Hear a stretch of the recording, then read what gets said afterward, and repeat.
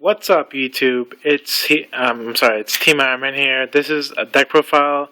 Obviously, this is an interview. This is just a deck profile that I've heard and seen of Donald Buckley, the champion of Anaheim. First place with Granblue. Now, first off, I want to give a congratulations out to him just for the fact that he's the first person that won with Granblue. I am so happy that he broke the meta of Gold Paladins always topping and showing everyone that Granblue can top too. First, I'll show you what he played exactly, and then I'll explain maybe why his reasons were. Because, like I said, this deck profile is mainly of what I've heard and seen. So I haven't actually talked to him, but some of these, he explained some of these cards in the writing and on other words. I'm sorry. So, yep. Starters, Night Kid, 2 Chappies, the Foolish Burial of the deck. He played 12 crits. Yes, 12 crits. No stand triggers, no draw triggers. And 4 heal triggers of Rouge, because she has huge tits, I think. Yeah, she has huge tits. Look at that. Nice tits. Grade 1, the Samurai Spirit, Gustin, the Horse, Deadly Nightmare, and 2 Colorless Glass. Then for grade 2s, we got 4 Runeshade. She's one of the good grade 2s in the format right now at the moment.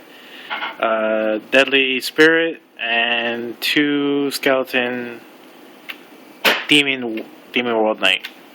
And for grade 3s, he played 3 Coyotes and he played 3 Deadly Swordmaster. So, in total, he played he played 18 grade 0s, played 14 grade 1s, and played 10 grade 2s and 7 grade 3s. So already, as you see from this deck, you can probably asking, it's kind of an odd number of grade 0s because he's playing Chappie and he's playing 12 crits. Not a bad choice, a good tech. I'm happy for that. And yep, now I'll start explaining. He played Night Kid. He mainly preferred it to be as a floater because he mainly said that it was just there. It's there to catch Kagero players or Narcotic players' attention to try and retire it. He says he doesn't use it as much. If anything, he barely uses it just to down his deck or to superior ride for Coyotes and Deadly Swordmaster. 2 Chappie to speed up the deck. It's the Foolish Burial. It basically sends the Cut Glass for the plus, or sends Coyotes or Deadly Swordmaster for a superior ride. There's a combo with Chappie and this, and with him. I'll explain later. 12 crits. He wants the big push. He wants to be aggro as much as possible. Crits early game always equal to a win most of the time. So crits early game, it's a good thing. Samurai Spirit, he's broken. Well, like I said, he comes back. You just put him at 5k, counterblast, retire him. You can bring him out. It's pretty good standard. It's 7k booster. 4 Perk Shields, obviously for Azel, Duke, Lawkeeper. It's for big number cards, standard. For the Deadly Nightmare. For this card, he says no matter what, it was a plus, which I do agree, because it turns into 7k. It could be him for all we know, or it could be a trigger, it could be Chappie, any of those. But Soul Blast 2 and then retire a card in the field, and then you bring him out. So it'll be a plus no matter what.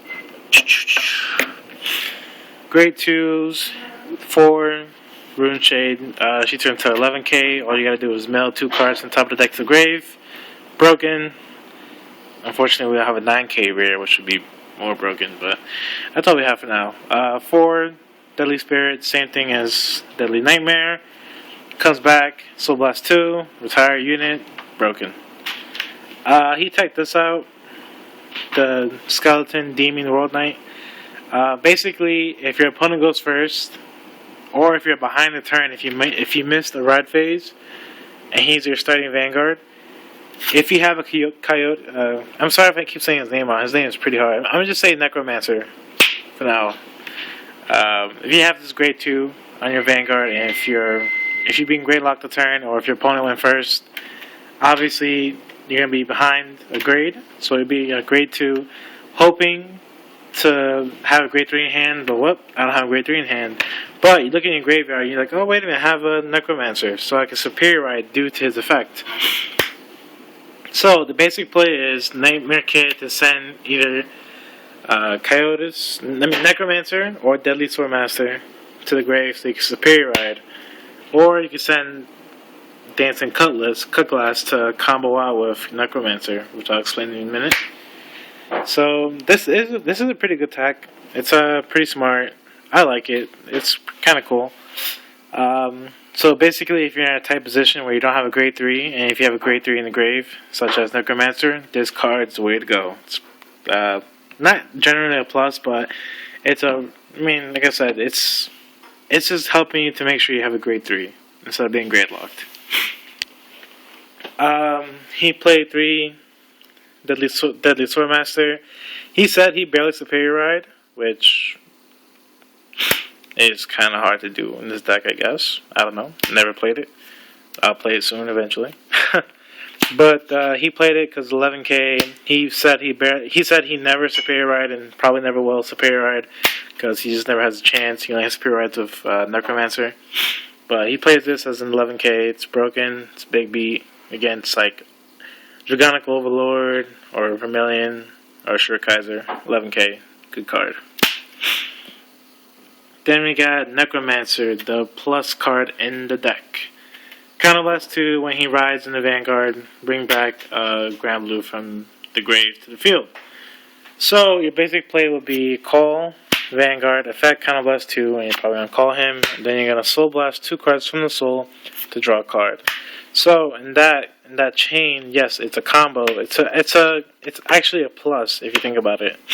So when you ride him, you're going 1-for-1 counterblasting 2 to bring him back, and then you meet his requirements. So that's going 1-for-1 at the moment. And then from his effect, when it comes out to the field, you have to do his effect, Soul Blast 2, drawing a card. That's where it turns out to be a +1 guarantee. So like I said, this card's 1-for-1. It's not really a plus. It's a 1-for-1 just for the fact that you have to counterblast 2 cards. I mean, every card's counterblast 2. Nothing's for free. Card's great still. It could turn out to be pluses with Cut Glass, with almost any card, and actually, let me rephrase that. Necromancer is a +1. He just turns out to be a 1-for-1, depending on what you bring back. So yeah, I'm sorry if I said that wrong. Let's see what else to explain in the video. Oh, the reason why he played 2 Chappies was for the fact that he wanted to thin out his deck for triggers. He wanted to get the Superior Ride. He wants to put cards that are unnecessary in the grave, like Deadly Swordmaster and Necromancer, to Superior Ride into, or to combo out with Dance to Cut Glass. So in this deck, yes, you're gonna be most likely soul charging a lot with the Screaming Lady Banshee. So yep, this definitely does increase the chance of the guy being grade locked, which I did. If you do look at it, it's only 10 grade 2s and 14 grade 1s. So he has a big chance of being grade locked at grade 2 or grade 3, since the extra grade 0s take up more space. I like it. It's a good tech. I'm gonna see how it works. Looks fun. Can't wait to play it. And then we have Dancing Night Kid. Whoop. We have Captain Night Kid. He considered this card. Well, alright. First off, every starting Vanguard, no matter what, it's a +1 when they have the effect of going to the rear. The way he explained it as, well, correct me if I'm wrong, he explained it as to be a floater because he didn't really care about it. But I do agree with him a little bit. He's not saying it's a floater exactly, but if he is, I do agree with him a little bit. Just for the fact that, standard Vanguards, they go back into the soul when they activate the effect. It's their purpose to be a floater, to come out to the field, to boost up a monster, and to attack. But yeah, so that's what I think. I'll probably make a video about this soon, so yeah. And also, we'll be having Ralph. We'll be having content soon, so look for the new video. And later, YouTube. Bye.